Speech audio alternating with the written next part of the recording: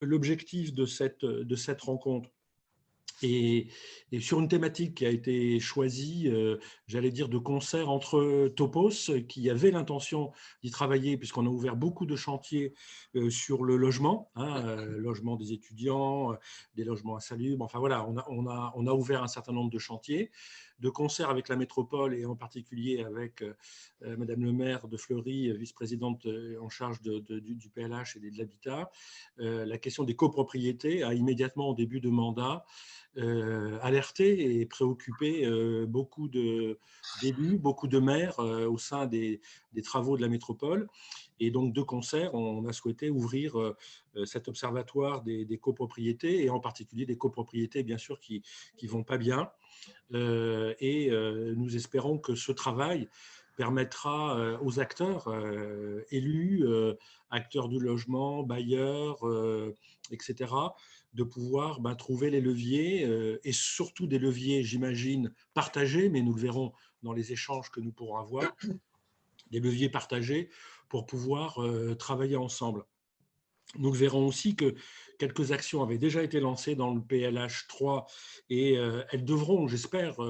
se poursuivre, et j'en suis certain, compte tenu déjà des échanges avec Carole Canette, puisque le PLH 4 s'ouvre là, il y a des ateliers qui se lancent, mais Carole en parlera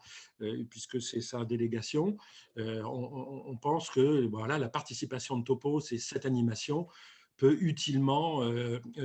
voilà, servir à l'élaboration de ce PLH 4, en tout cas sortir des actions qui pourront aider le bon fonctionnement de ces copropriétés. Ce que va nous enseigner l'observatoire cet observatoire des copropriétés va nous être précieux à la fois pour construire le PLH 4, mais pour mener les actions dans le cadre du PLH 4 quand il sera adopté. Donc, on a besoin des caractéristiques des copropriétés sur le territoire pour cibler, à la fois cibler et à la fois calibrer, voir où on met le curseur dans nos ambitions politiques et dans leur traduction. On a besoin d'avoir une connaissance fine aussi des situations proprement dites, à la fois des copros et des populations qui y sont. Et puis, ça va nous permettre, j'espère aussi, d'évaluer les politiques qui ont été menées jusque-là, voir si, du coup,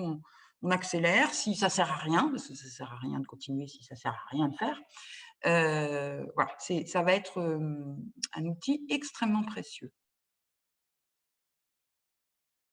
Observer, observer, c'est bien parce que c'est de la formation, etc., et c'est important. Mais à un moment donné, il faut qu'on trouve les leviers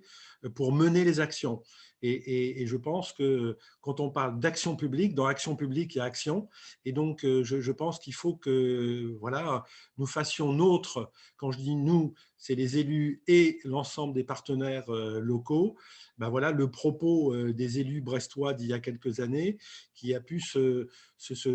traduire par des choses très concrètes, et félicitations à l'ensemble du réseau brestois. Et je pense qu'il faut qu'on se fixe ça, nous, comme objectif, bien évidemment, pour qu'on puisse intervenir